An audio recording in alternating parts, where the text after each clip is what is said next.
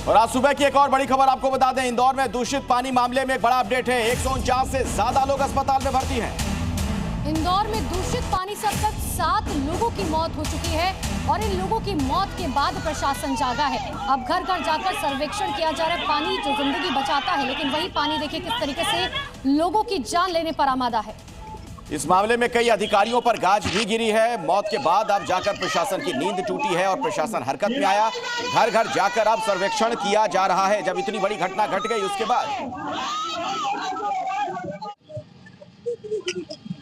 पूरा क्षेत्र में हम खड़े हैं। यहाँ पर जो दूषित पानी से जो भी ग्रसित लोग थे उनका ट्रीटमेंट निरंतर किया जा रहा है। ये हमारी जो संजीवनी क्लिनिक है, हमारी पीएचसी जो है भागीरथपुरा में, वो यहाँ पर सभी पेशेंट्स को ट्रायल्स के रूप में देख रही है। यदि कोई गंभीर पेशेंट होते हैं तत्काल उनको जो हमारे चिन्हित अस्पताल है वहाँ भर्ती भी कराया जा रहा है। सभी अस्पतालों में भी हमारी हेल्प डेस्क लगी हुई है और हम माननीय मुख्यमंत्री जी के निर्देशानुसार सभी जो भी पीड़ित व्यक्ति हैं उनको अच्छे से अच्छा उपचार मिले, इसकी हम लोग व्यवस्था कर रहे हैं। हम लोगों द्वारा लगातार टीमें बना के 22 से 30 टीमें बना के उन 14 गलियों में कार्य किया गया है और लगभग 8,000 से अधिक घरों की हमने स्क्रीनिंग करी। 40,000 से अधिक लोगों को स्क्रीन किया। उसमें से 2,500 से ज़्यादा संदेहास्पद लोग निकले और हमने अभी तक करीब 200-225 लोग भर्ती के लिए हम लोगों ने पहुँचवाए हैं। और एक बड़ी खबर और बता दें इससे जुड़े हुए, जहां पर सीएम मोहन यादव ने जांच के आदेश दिए हैं। लापरवाही बर्दाश्त नहीं की जाएगी, कहना है मोहन यादव का। एमपी सरकार में मंत्री कैलाश विजयवर्गीय ने भी बयान दिया। इंदौर शहर पर यह बदनुमा दाग लगा है। इस घटना के लिए शर्मिंदा हैं। इतना इन्होंने आगे कहा कि हमारी भी जिम्मेदारी बनती है, लेकिन सवाल यही कि आखिर 7 लोगों की मौत के बाद क्या सरकार की नींद जागी है।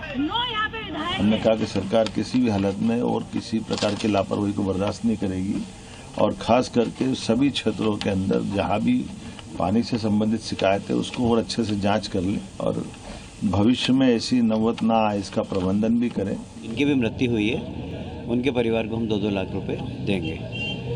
जितने भी पेशेंट आए हैं सबको हम निःशुल्क इलाज करा रहे हैं। यहाँ पर बैठकर एम्बुलेंस हमने 5 लगा रखी है। जो भी ऐसा गंभीर पेशेंट आ रहा है उसको तत्काल हम भेज रहे हैं। कल से पेशेंट्स आने की संख्या कम हुई है।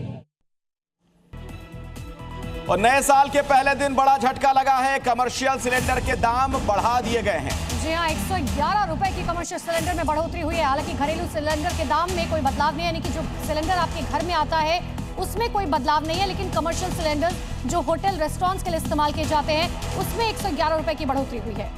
तो जाहिर तौर पर लोगों के लिए झटका है। अगर कमर्शियल सिलेंडर के दाम भी बढ़े हैं तो उसका कहीं ना कहीं हम सभी पर असर पड़ने जा रहा है। और बड़ी खबर आपको बता दें, जहां पर नए साल पर मंदिरों में भीड़ उमड़ी है। महाकाल मंदिर में भस्म आरती के लिए बड़ी संख्या में भक्त पहुंचे। तो सुबह से ही भक्तों का सैलाब वहां देखने को मिल रहा है। मंदिर में दर्शन के लिए लंबी कतार लगी हुई है। देखिए तस्वीर आपके सामने।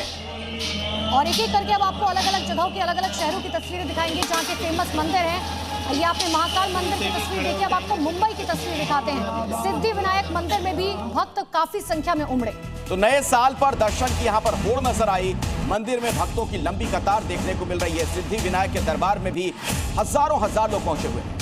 तो महाकाल मंदिर की तस्वीर आपने देखी। अब आप सिद्धि विनायक की तस्वीर देखिए। एक तरफ महाकाल के दर्शन करने के लिए लोग पहुंचे तो दूसरी तरफ बप्पा का आशीर्वाद है।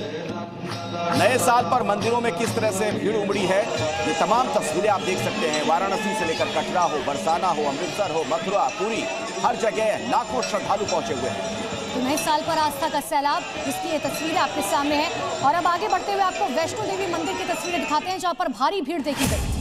दरअसल आज सुबह तक रजिस्ट्रेशन तक बंद कर देना पड़ा। पंजीकरण काउंटर को बंद कर दिया गया है, इतनी भीड़ हो गई। जी हाँ, सुरक्षा के चलते ट्रस्ट ने ये फैसला लिया है।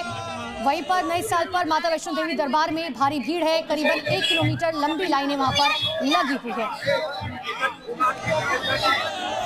कटरा से लेकर अर्धकुंवारी और भवन तक केवल श्रद्धालु ही श्रद्धालु नजर आ रहे हैं। श्रद्धालुओं की इस भीड़ को देखते हुए माता वैष्णो देवी श्राइन बोर्ड ने आज सुबह 4:30 बजे तक के लिए रोक लगा दी थी। हादसे को टालने और यात्रा को सुचारू रूप से चलाने के लिए बोर्ड के अधिकारियों ने ये फैसला लिया था।